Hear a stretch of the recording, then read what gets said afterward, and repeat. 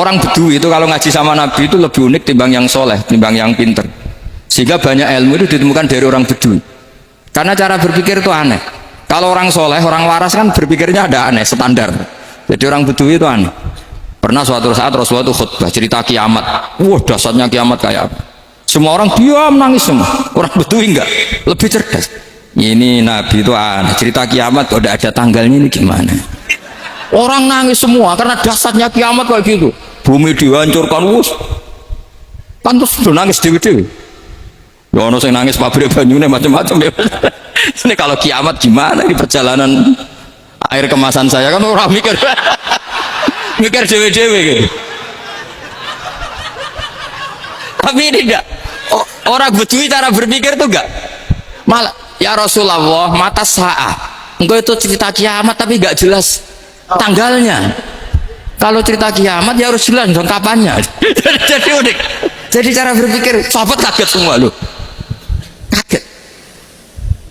Karena gak kepikiran. Nabi a'radu anhu, a'radu itu mengabaikan.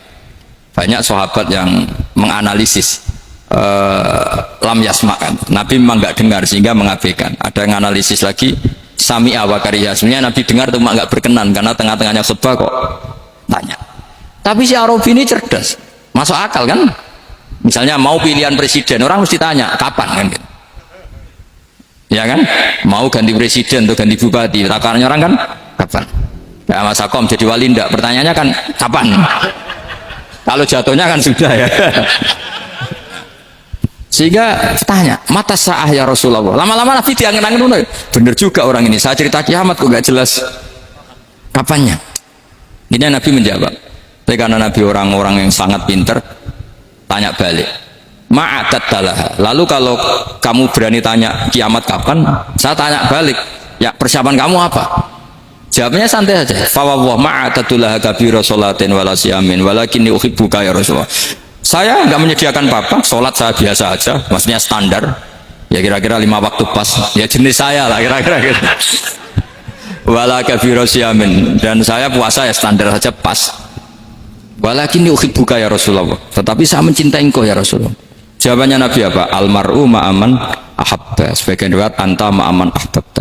Jadi hadis itu populer tuh barokahnya wong desa. Andai kan dia punya etika maka sowan dulu tanya 4 mata. Itu jadi hadis ahadi.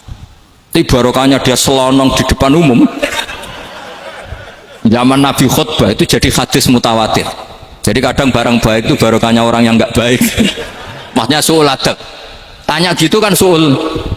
Tapi itu barokah. Akhirnya hadis itu mutawatir karena didengar ribuan sahabat yang mendengarkan khutbahnya Rasulullah.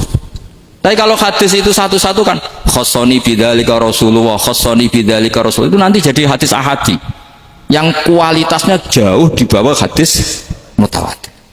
Jadi barokahnya orang suul adab itu ya ada. Karena Allah yang mendesain ini. Akhirnya kata sahabat, kata Anas bin Malik, mereka itu mangkelnya bukan main sama Arabi tadi karena tanya nggak sopan sama Rasulullah. Tapi setelah Nabi jawab almar'u ma'aman ahabba fama farihu bisyai'in farahahum bidzalika badal. Mereka tidak pernah senang dengan hadisnya Nabi sesenang riwayat almar'u ma'aman ahabba. Barokahnya Arabi. Makanya saya sebagai kiai ini Bedui saya tak pertahankan ila yaumil qiyamah.